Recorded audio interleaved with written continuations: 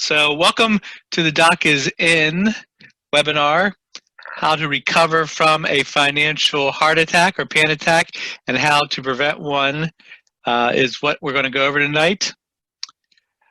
At the bottom of your screen, first off, let me introduce myself. I'm Brian Peller. I'm one of the certified financial counselors here at AFFCU, and my co-host is Jimmy Dickerson. I'll let him introduce himself. My name's James Dickerson. I am the business development coordinator. No, I'm not. That's not my title. I am the director. I forget what I'm doing. I'm the director of member experience here at Atlantic Financial. Thank you guys so much for joining us. We're going to go through a lot of information today. If this is your first webinar, thank you. If you're returning for another one, thank you so much for coming back.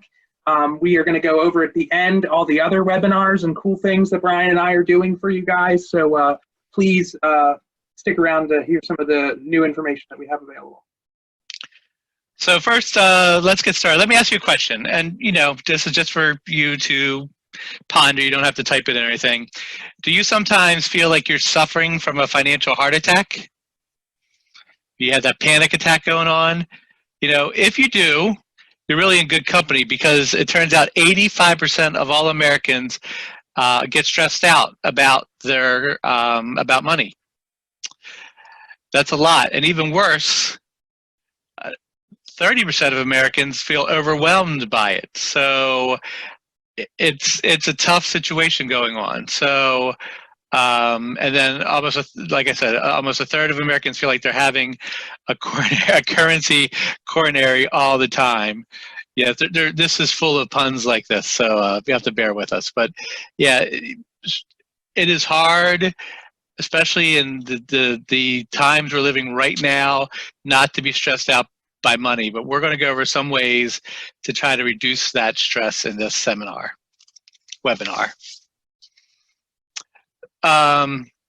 So study after study has shown that financial problems cause physical problems, and I'm sure you've all had that, right? You've ever been so worried about really anything, but money, you actually feel sick. That's a real thing. So here we use Coffee. It's our online financial wellness portal. It's free to all our members.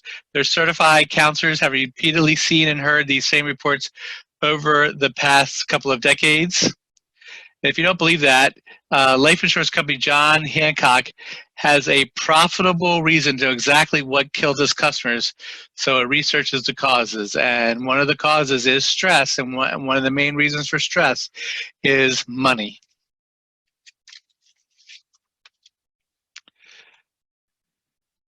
So just like it says here, and what they found out in that John Hancock study is that financial stress affects physical health because it lowers your immune function ability to fight illness, which can make us less effective at home and work. Just like if your body is working overtime to try to keep you calm, then it can't work just as hard to fight off illness. So it's one of the things why it's important to try to get your finances under control. I think that one of the reasons, Brian, at least for me anyway, when I'm feeling stressed, whether it's about finances or something else, it's the lack of sleep sometimes. We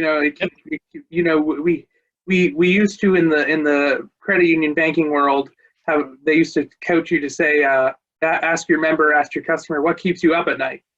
And that didn't work out so great. So we stopped asking that question, but it really is about, the lack of sleep that sometimes you get from the stress. So.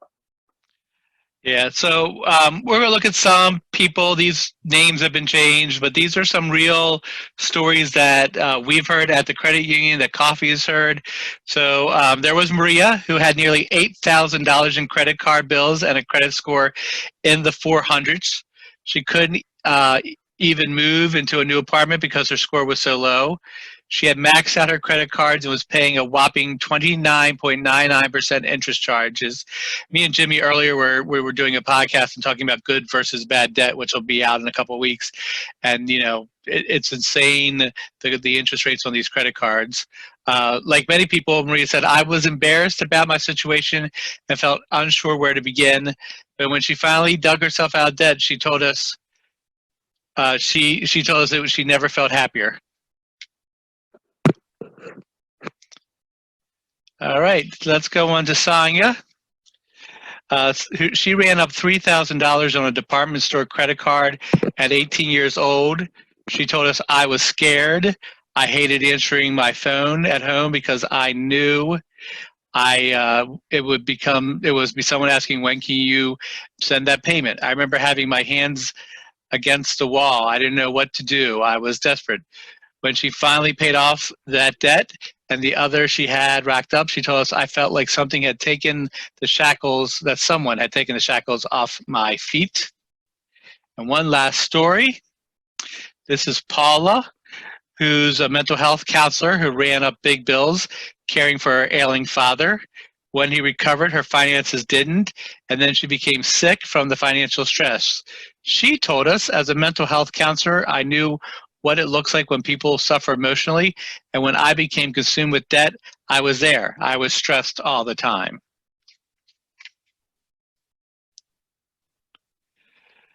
So here are some things about things that can cause a financial crisis, and hopefully you're not in one right now, but these are things that could happen that can cause, what's what they say, catastrophes that could cause you to have a financial crisis.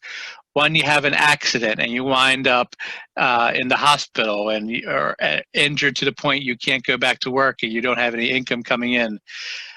Divorce is one of the leading things that leads to financial crises. It leads to a lot of bankruptcies. The splitting of assets and all the associated costs can be devastating. Illness, quite the same as accident. You wind up unable to work, not only not having income coming in, but having lots of medical bills. You can get laid off. This is what we're going through right now with the most layoffs since the Great Depression. And then there could be a natural disaster. We could have a hurricane, a tornado, a flood. All those things can lead to financial crises. But there are things that you can do to help ease that worry. Jimmy? No, I think that's right. And unfortunately, that whole list, not one of those things is really preventable. You can't prevent them from happening. It's all about the actions you take before they happen, the actions you take while they're happening, and the actions you take after the dust is settled that really make the difference. Yep. So the biggest question here is, have you built up your money immunity? Do you have money that will sustain you during a crisis? One of the big things about the government shutdown 2 years ago was how many federal workers were still living paycheck to paycheck, and they couldn't even go 1 or 2 paychecks without having to take out a loan or getting some sort of assistance with their bills. And this is a stat we talk about a lot in a lot of these different seminars, is that 39% of Americans can't cover a $1,000 emergency, and it's not hard to get here. I mean, 39%, that's more than a third of all Americans can't cover that emergency.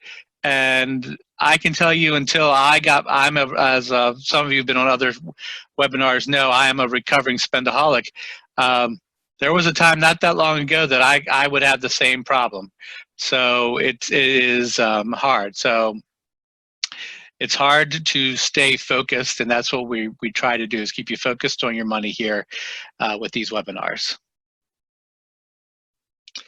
Just like you can build your physical health through exercising, you can build your financial wealth and health by saving a little bit every week. And this is the pay yourself first mantra that you hear from me all the time, is you, regardless of what you're making and what your bills are, you have to put some money aside every week for yourself. James?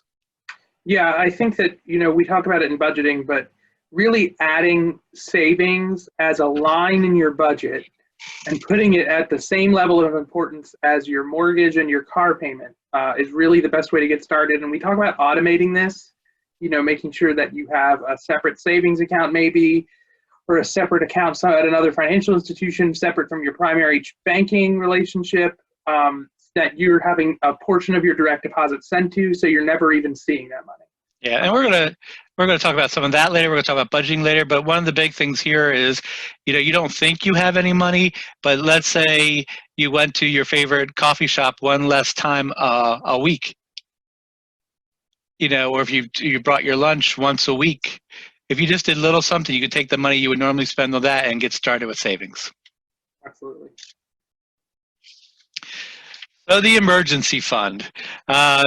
So once you start getting to the rhythm of savings a little bit of money, then we try to get you to save an emergency fund. That's your first usually savings goal, is an emergency fund. And that should cover 3 to 6 months. This says living expenses. Me and Jimmy say of your take-home pay, because if you just cover your living expenses, then you won't have any money for food or other things, gas, other things that you may need. So we think you should try to get 3 to 6 months of your living expenses. The more, the better. We do say, depending on your field, is how urgent 3 or 6 months is. If you're a nurse right now, you could find a job probably tomorrow if you lost one. If you're a retail store manager right now, it could be 6 months or more before you could find a job in that field. So like, it's always the more the better, but it's just about getting started. Time for a checkup, and we call this CALM. What if you're feeling a pain in your head or chest from all the debt you're carrying? Then you need more than preventive medicine. You need a thorough checkup. But be calm. I mean it, be calm. CALM stands for create a plan, automate bill payments, lower spending, and make progress. So let's break those down. No one likes to hear the words make a budget. But it's so easy to do these days. If you don't relish the idea of putting pen to paper, there are lots of online programs that will do the mundane work for you. Online budgeting tools are safe and they're easy. You simply type in the amounts you spend in different categories, and these powerful tools do the math for you. They also let you see how much you can save per year by shaving off just a few dollars per week. For instance, you can type in the cost of one less work lunch per week, and see what that does for you. And for those of you who are using your relationship here at Atlantic Financial as your primary banking relationship, we have a program on our website through our online banking called My Financial Insights, MFI, it might be abbreviated, but that program does exactly this. It's an e-budgeting tool. It tracks the purchases that you make. It automatically categorizes the charges or the bills that are coming out, and you can adjust those categories to fit your individual budgeting needs. Yep. So let's talk about embracing technology. When you do that, it will help you save more and less time than ever. We mentioned this technology earlier when we talked about an emergency savings account, which Jimmy briefly mentioned. But instead of just automating your savings, you can automate your payments. Almost every bank and credit card, and even many municipal utilities, offer automatic bill pay. When you set the day, when you want the bill to be paid, and that amount is automatically deducted from your bank account right then and not a day sooner. What's the advantage? Besides the worry of paying bills, you never pay a late fee again, and you also buy some time. So, if you have a bill due on the 20th and the 20th is a payday, you don't have to pay it the pay period earlier. You can actually pay it the day, set it up to be paid the day you get paid. So I pay all my bills online. It also saves you even money by not having to buy stamps. I think I buy 1 pack of stamps a year now instead of every few months. Not a great deal of savings, but savings nonetheless. It can go into that emergency fund. So automate bill pay is a big deal. Yeah, and if you're uncomfortable with the idea of giving your account information to everybody, like going on to BG&E's website and giving them your account information and going to your credit card company and doing the same, so on and so forth, you can set up all of those bill pays through the bill pay service that's provided by whatever financial institution you're using. Almost all of us at this point have some sort of bill pay feature that we use. All right, so lower spending. So if you blow your budget on debit card purchases you've forgotten, you might not notice how low your bank balance is getting. That's why it's important to cut your spending. So sure, you can go on a crash diet and shed lots of pounds, right? That's a yo-yo diet, but you just can't maintain that forever. Same thing happens with money. If you cut your spending so drastically that you suffer through the day, eventually you'll crack and go on a spending binge. So we talk about this in our budgeting webinar as well, that if you set up a budget and that budget has nothing fun in it, nothing for you, it is doomed to fail because people can't do that. But what we talk about is moderate. If you like to go to your fancy coffee place every day or twice a day or 3 times a day, like some people on this webinar,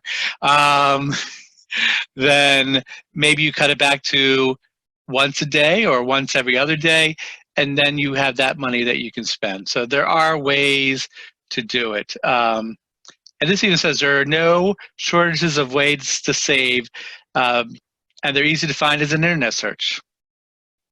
Yeah, and one of the things you could think about is you want to make sure that you prioritize your bills that you're paying. You could price your insurances and things like that. But like Brian says, you don't want to go through budget burnout, which is that feeling of I'm budgeting myself into this sort of depression, which is a whole nother level of financial stress, go in the opposite direction from where you want to go. Yep. So let's talk about make progress. If you take this advice, you won't notice big changes right away. Again, this is like dieting and eating right. You don't wake up the day after weighing less and feel better. It takes time, and the progress is gradual. But one day you suddenly notice things like, hey, my body is lighter and my wallet is heavier. So the last part of calm is maybe the most important. Be patient, and you'll see progress, and we guarantee it. And I hate to use the word again, but it's infectious. When you start savings and you start looking at your account online or looking at your statements online, and you see all of a sudden you went from having $0 in savings to $100 in savings to $200 in savings to whatever, it makes you feel good. And after a while, it becomes a habit, and you'll want that feeling of watching the money grow. Yeah, and we're talking about the good kind of infectious, just for the record. Yes, yes. So why budgeting is so important. We talk about budgeting a lot. So you can't go anywhere without a plan. You can't go any place without a map. And that's what the budget is. The budget is your plan and your map. And there's multiple steps. I'm going to list them here and then we're going to go through them briefly. If you've taken our budgeting class, this is a little bit of a refresher. If you haven't, we have the budgeting class coming up later this week. So here we go. Why budgeting is so important. First thing you want to do when you're doing budgeting is add up your income. The second is add up your expenses. And those are 3 types of expenses: fixed, flexible, and discretionary. And we're going to talk about all these on the next slides. You'll then subtract your expenses from your income, and you either have a surplus or your deficit, and that's when it's time to get down to business. I feel like I should play Milan here. Yeah, and Brian, I like to emphasize this in the budgeting class, and I'll just say it here. A lot of folks, when they start budgeting, they start with their expenses, and that in our minds makes sense, but it's really important that you're starting with your income because you want to make sure that you're starting with how much money you have instead of spending all the money first and then looking at how much do I actually have to cover it, because that's how you end up with the deficit that you didn't really need to have in the first place, and that's how you end up relying too heavily on credit. Yep. So first step here, add up your income. A budget needs money coming in before it can track money going out. So add up all your income, which is more than just your paycheck. It includes money from any part-time or freelance work, child support you receive, rent you charge, and Social Security and other income from benefits. Once you add all that up, you have your net income, and this is your take-home pay. This is not your gross. It's what you actually bring in. In our budgeting class, we get even into these with more details about exactly what that means. It should be a conservative number. So if you're an hourly employee and your hours change all the time, you should use the least amount of hours that you do. You should get your work to count. Okay, then part 2, add up your expenses. And it's just what fixed expenses, flexible expenses, and discretionary expenses. Fixed expenses are those things you can't change. If you pay rent or mortgage, these amounts are the very definition of fixed, but so are car payments and insurance. Flexible expenses are those that need but can sometimes change. For instance, you need to go grocery shopping, but you look for buy one, get ones. You clip coupons and use strategies for getting more food for less money. Same thing with gasoline for your car and your utility bills. These are things that you have to have, but the amount changes from month to month, and you have some control on it over it. And then finally, discretionary expenses are those you can live without if you really had to. We're talking about a movie matinee, a nice dinner out, or the fancy hair salon you like. Just because you can live without them doesn't mean you should or have to. They're just the first things that you can look to reduce and change your behavior around. So the total of all these things is your net expenses. And then the third part is you subtract your expenses from your income. So if you have $2,000 a month in expenses and $2,500 a month in income, then you're in the black by $500. That means you have $500 that you can use to invest or save or whatever, those kinds of things. If those numbers are worse, then you're in the red by $500, which means you need to find a way of either reducing your expenses by $500 or raising your income by $500. And that doesn't mean using your credit cards to make up the $500. And then we get down to business. I think we started there already. All right, let's go to how to manage your budget. Before we get into the nitty-gritty of saving secrets, let me review how you'll track your progress. You just learned how to start your budget. Now let's talk about maintaining it. It may help to keep a spending diary for a month or two. This means saving your receipts and writing down the items and the amounts of everything you spend. If that sounds like a chore, there are free, secure online tools to help you monitor these spendings, including our online banking. We'll track those for you. You just have to go in there and sometimes tell it what it is, what you bought. One of the most popular things is called Mint, but there are many others, sometimes offered through our financial institutions like AFFCU. So you need to check them out. Like I said, I'm not a huge believer in Mint myself personally. A lot of things you can do with Mint, you can do right through our free online banking.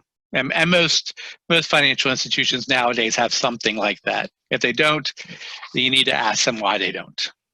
Yeah, and I like to piggyback on that just for a second, because what Brian said is important, and Mint is a perfectly legitimate source, and I'm sure that they take every precaution with securing your information, but anytime you can limit the spread of your information or the dissemination of your login credentials, you want to try to avoid that as much as you can. So if your financial institution offers a tool like My Financial Insights, which is the one that Brian and I talked about, it's better to try and use those programs first before you go out and start looking at third parties. So that's really it for us talking about budgeting. But like I said, this Thursday at 12:30, we have the budgeting webinar where we get into a lot more detail. But we need to talk about savings. And what is savings? Savings means thinking about the money you have coming today and the money you'll need later on. So you could stuff it in your mattress, but that's not a great saving tactic. First, you need to be clear about what you want to save for, like buying a house, sending your children to college, or just simply going on vacation, or an emergency fund. Then you would establish a savings goals with a plan to hit those goals. So let's talk about goal setting.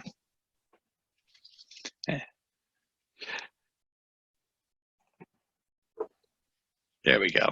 I think I covered all those. So let's talk about a SMART goal. And if any of you are also work in the business world, you probably have heard these SMART goals before. So we have SMART, so be specific, be measurable, A is achievable, R is realistic, and T is timely. And you need to come up with a SMART goal about your savings. So what are you doing? So we'll get into those more in depth in the following screens. And I apologize, but it looks like the SMART on this page is in white font for some reason. But that is what it says. All right, so specific. Specific is the easiest one to do. Think of it as, instead of saying, I want to lose weight, you'd say, I want to walk 10,000 steps during breaks at work and after dinner at night. That's a specific goal. So instead of saying, I want to save money for a vacation, you say, I want to save $4,000 so I can go to Walt Disney World in the spring of 2021. How often do I bring up Walt Disney World in these presentations, Jimmy? Every time. Measurable means setting targets you can easily track. So let's look back at the goal of losing weight. If you promise to walk 10,000 steps a day, there's an app on your phone that can easily achieve that. There are now apps that can help you manage the money coming in and what you're spending on. Again, we talked about those, are like the feature on our online banking. Or the club accounts we have, which you can label specifically for specific goals. And that's how that's measurable. That's how you can measure it. Achievable means figuring out how to get where you want to go. You need to develop the attitudes, the ability, the skills, and financial capacity to reach them. For example, even a modest goal isn't achievable if you set too tight a deadline.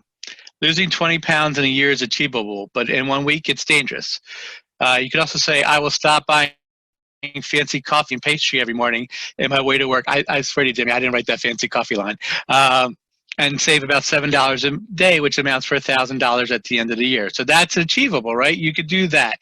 But it's all about, you say you want to save $4,000 for a trip to Disney World in the spring of 2021, but you need to break it down to how much you need to save each month or maybe even week, and see if that is doable.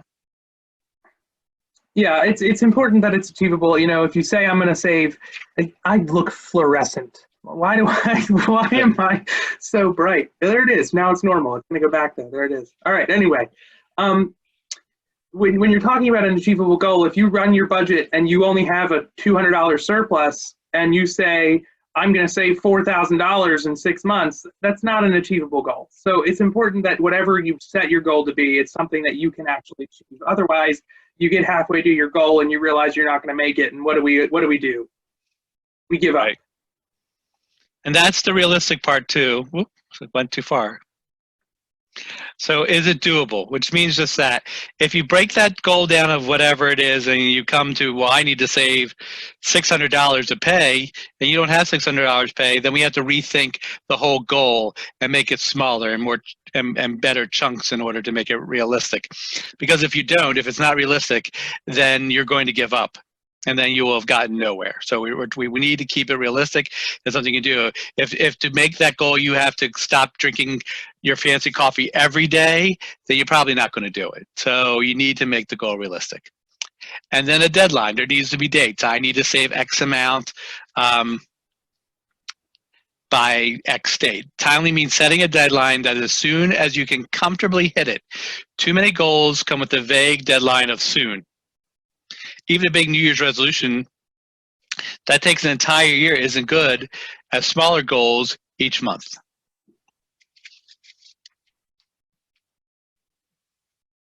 How to save on a tight budget.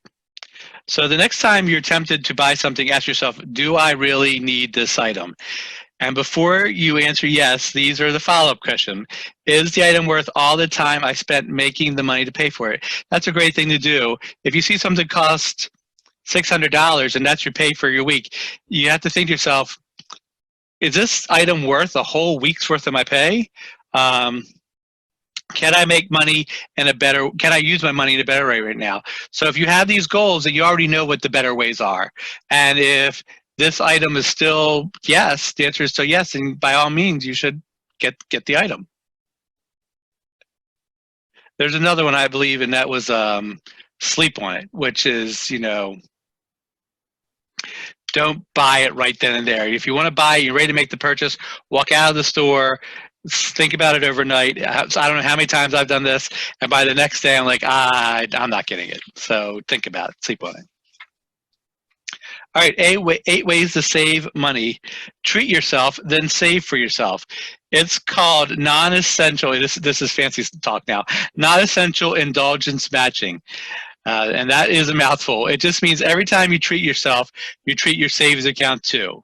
For example, if you splurge on a gourmet coffee during a lunch break, you put the same amount of money in your savings account. I know that sounds a little crazy, but think of it this way. If you can't afford to save the matching amount, then you can't afford the treat either. I like that one. Me too. Think about hours, not dollars. We just talked about this before. Time really is money. So calculate a purchase by the hours you work to get it. Instead of money it costs you, just divide the price tag by your hourly wage. If it's a $50 pair of shoes that you make $10 an hour, ask yourself, were those shoes really worth 5 hours of your workday? And then sleep on it. I guess I got ahead of myself. So this just simply that what we said before. It's called the 24-hour rule. You see something you want to buy, you're about ready to buy it, just stop yourself and say, I will come back tomorrow and get it. Even if you're 100% convinced you're coming back tomorrow to get it, still come back tomorrow and get it, and take those 24 hours to really think if it's what you really want. Once you get out of the store and get away from all the excitement of the purchase, it may no longer be what you want. And don't think about it. Hands down, the best way to save is without even worrying about it. That means setting up automatic savings. And that is right from your check into your savings account, or right from your checking account to your savings account every time you get paid. Go there, or even better, if your work has a 401k or a 403b, you make sure that money comes out automatically. You don't even see it then, and it gives you a little bit of tax break. If wherever you work, make sure you ask if you're not already in your 401k or 403b, ask your HR department if you have them, and if you do, set it up. If you don't, then come back and see us and set up an IRA, which you can then automatically, every time you get paid, have the money transferred to your IRA. 8 more ways to save money. Go low tech. That's my life. Earlier we mentioned high tech online budgeting tools, but some people do better going old school. They budget with cash and envelopes. It's simple. Label an envelope with each monthly expense and put cold hard cash into each envelope. Draw from the envelope when you need to pay those expenses, and once the money is gone, hey, it's gone. That's one dramatic way to curb your impulse shopping. I like this to a degree. I think having cash is kind of dangerous these days. So you can almost, there's a little bit of a higher tech way, but not super high tech, and that is put your spending money in a separate checking account with its own debit card, and don't have your debit card linked to your main checking account. So that's more of an electronic way. Decide between paper or plastic. You probably heard about credit cards that offer cash back and other rewards. It's true, you can save big with these rewards, but you can also spend big. These cards compel you to overspend to chase those points, which mean you run up balances that charge high interest. You might actually save more money by cutting up the plastic and go all cash. In fact, there's research showing we spend less money when we have to pay with paper than when we swipe plastic. I'm sure Jimmy has something to add here. To be perfectly honest with you, when I did my first budget, it was the envelope system. And I used the envelope system for probably 3 years. But what happens is that you start getting more bills, right? You start getting, a mortgage and car insurance and your car payment and your cable and internet and your cell phone bill and all of these expenses, student loan payments, everything you have coming out, and it gets really complicated with, okay, I have my cash, now I got to get it back to the bank so that I can deposit it, so that I can make my payment. So what Brian said is actually the system I use now, which is a checking account for all my monthly bills and a checking account for my spending. And especially in the wake of COVID-19, people are really avoiding the use of cash, and I think that's something that people are going to move further and further away from. So trying to find a technology way to accomplish the same task is important. And the last one is be bad at math. I know that sounds a little crazy, but we've been encouraging you to budget better, but you can actually save by being vague. Here's how. Some financial institutions will round up your debit card purchases, and then they put that change into your account. You don't need, though, your financial institution to do that. You can do that all on your own by doing it in your check register, and then at the end of the month when you balance your checkbook, take that extra money and move it into your savings account yourself. Some of those institutions, it's a great thing, but it gets funky on how they calculate it sometimes, and I've seen people get in trouble and wound up not accounting correctly how they're taking the money and moving it, and wound up then bouncing a check, and then instead of saving $6, they paid a $32 overdraft fee. So I have in the past, I'm not doing it right now, did where I rounded down every deposit and rounded up every withdrawal from my account, and then at the end of the month when I balanced my checkbook, I took the difference and put it into my savings. Yeah, and I think the other thing you could do, Brian, on top of that is what you talked about earlier, which is matching purchases that you make. If you do go to Dunkin' Donuts like myself on a daily basis, you know, calculating all that up and transferring the balance. But like Brian said, you can get in trouble with some of those automatic transfers. I know some institutions will even overdraft your account with their transfer. So that can be, you know, it can defeat the purpose that it's trying to achieve. Right. And the last one is loosen up. So we're going to take it back to the beginning. Save those pennies. Loose change adds up. Keep it in a jar or a piggyback, and then you'll be amazed how much it adds up. Get started by checking your car and those seat cushions and kitchen junk drawers. You'll be surprised how much money you have in the house, and you'll never know it.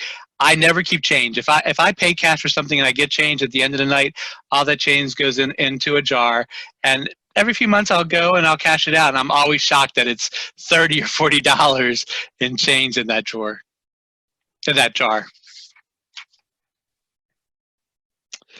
The storm after the calm, coaching. If you embrace all the things we talked about, you still feel stressed out by finances, there's another C to consider. It's called coaching. So you can talk to with us, with a counselor at the credit union. There's 4 of us, and then coffee. You can talk online through chat or by phone with them. All of those are included with your membership here at Atlantic Financial. But some questions to ask if you go to an outside credit counseling or coaching place, and that is, has a credit counseling agent been around for a long time? Does it hire and train certified counselors? Does it have an A+ rating with the Better Business Bureau? Does it have excellent online reviews? And the first place to start is with the Better Business Bureau website and see what it says there. And then, like I said, coffee is our online and in-person financial education resources available in English and Spanish. So it combines online self-help tools and financial coaching, and some of the topics are on the next page. I know some of you have done these before, so you've seen these before, but everything from budgeting to webinars to calculators to web chat with financial coaches who will do things like budget counseling, credit reports, credit repair advice, advice on paying down debt, housing counseling.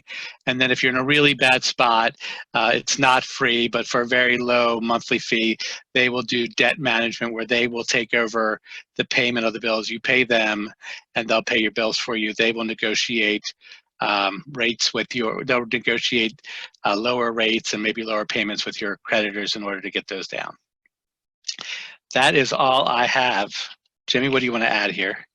That was a lot of information. This is now your opportunity to ask questions that you might have from today's seminar, or any questions that you have about your individual personal situation. If it's something that you feel like the group can benefit from, please use the question and answer or the Q&A feature in Zoom. That way we can share the question with the group. Otherwise, you can type it into the chat box, or any other thoughts, feelings, or, like I like to say, emotional outbursts, you can put in the chat box as well. And Brian and I will do our best to answer them. If we cannot, we will follow up with you after the seminar. And thank you guys so much for attending. While I have you here, we are just going to show you some of the other things that Atlantic Financial has going on right now. And while he's pulling that up, I will ask, has anyone here done our budgeting webinar? If not, We're having it again this Thursday at 12:30 and on the last Wednesday of this month at 12:30, and we'll have more times in June as well. So right here on our website under the financial guidance tab is a calendar that you can go and register for any of the events that we have. These links are clickable. So for example, you wanted to register for this budgeting and savings webinar on Thursday, you would just click on it and it would take you to the registration page. Those are all free and available to members and non-members. So if you found value in today's seminar or any of the other seminars that you've attended, please share them with your friends, family, and loved ones so that they can have the same benefit that you have from being a member of the credit union. And then also take a listen to our podcast here, Atlantic Financial's Power Podcast, AFFCU's Financial Power Podcast. A new episode drops tomorrow morning where we talk about how to start off on the right foot after COVID-19, and new episodes come out every week, available on Spotify, Google Podcasts, Apple Podcasts, and anywhere you receive podcasts. And that is all I have to share, Brian. Do you have anything that you'd like to add? No, I think that just about covers it. We'll give another minute here to see if anybody has a question. Doesn't look like we have any coming in. I believe you should have our contact information was on that last screen, and there'll be a follow-up email, I believe, tomorrow with some. I might send everyone some of the basic budgeting worksheets just so you have them. But I would encourage you to take the budgeting class first before you. Yeah, and I'd also like if everybody could on their way out. Thank you all so much for joining us again. But if you could just tell us your thoughts on today's webinar or on the webinars that you've been a part of in the chat box, that would be really helpful for Brian and I, just to make sure that we're keeping the information fresh and trying to deliver the best experience for you guys. We'd really appreciate any feedback that you have. You can enter that in the chat box, or you can reply to the email that you're going to receive. But other than that, thank you guys so much for joining us. Thank you for being a member of Atlantic Financial if you are, and if you're not, what are you waiting for? Brian and I are here to help you anytime you need it. Thank you all.